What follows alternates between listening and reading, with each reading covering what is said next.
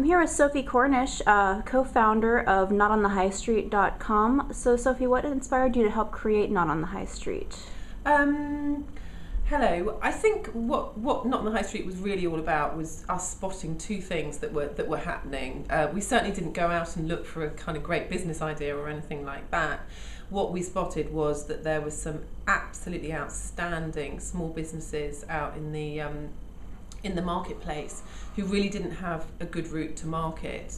So the quality of what they were delivering was absolutely fantastic, gorgeous products for children, jewellery, fashion, homewares, mainly gifts.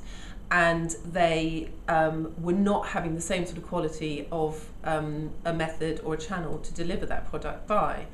At the same time, we could see that customers were really yearning for those products, looking far and wide to try and find them, had a real hunger and appetite for them, but needed somewhere where they could conveniently find them. So what we did was we put together NotOnTheHighStreet.com as a way for the two of them to come together in a really, really simple, enjoyable experience, and to be able to buy through a single checkout from as many sellers as they wanted to. And so how do you go about finding the designers and the stores to sell on your website? Well, there are a number of routes. We obviously, now that we're 6 years old, we're quite established, we already have 1,800 sellers on the site. We have a lot of inbound interest, so we have some really, really great businesses applying each week to sell with us spontaneously. Probably around several hundred a month. Of those, probably around 10% are accepted as having the right kind of products, the right quality of brand, standards of service, etc., to join us.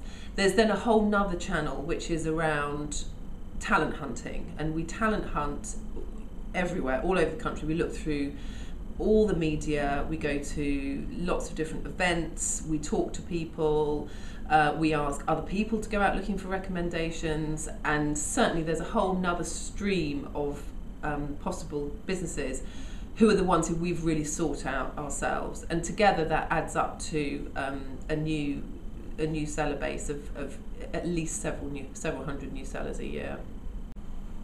So tell me about your new column in Stylist Magazine. Well, obviously that's a very exciting opportunity for me and for NotOnTheHighStreet.com.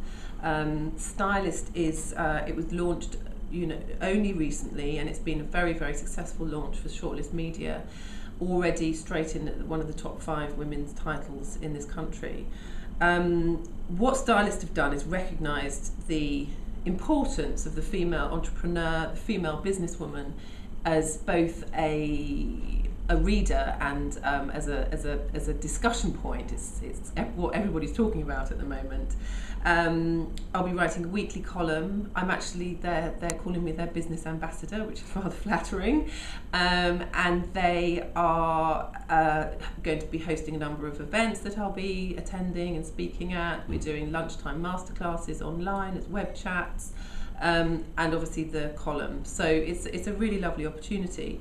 I'm really able in doing that to bring my experience of growing our business, but also supporting the 1,800 businesses that Not on the High Street supports, and what we've learned there, the stories we have to tell, the lessons we've learned, the opportunities that we've seen. So it's a really lovely opportunity for me to share some of that knowledge and to get to know a whole new set of readers.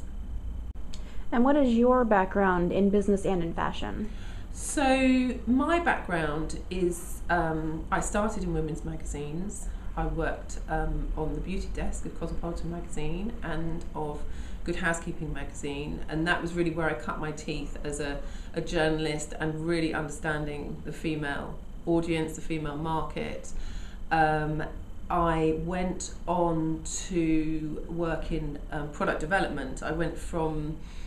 I actually went from Cosmopolitan, working on beauty, to working for Boots Cosmetics, working as a brand consultant on their number 7 and 17 cosmetics ranges. So that is a really fun job for a 25-year-old to be, deciding or helping to decide packaging, product colours, product names, seasonal collections. So that was a great opportunity, and that gave me a whole new perspective on working with women as a female audience and a female customer.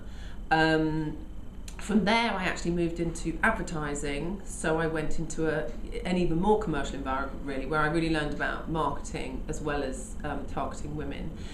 And then I had my children, and I worked freelance for a while, and then I got very interested in the internet. I worked at IPC Media's first online venture, which was called BeMe.com. I was a channel editor there.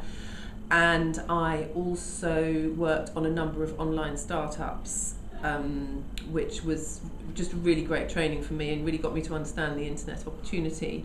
So once I'd done that, and I actually started up my own business as well, I continued to write. I had a company that was effectively me as a journalist, and I also had a company which was doing events and styling.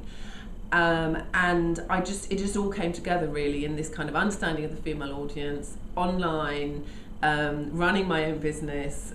So when this opportunity for Not on the High Street came up, it just seemed extremely fitting. And where do you see yourself as a businesswoman within the next couple of years?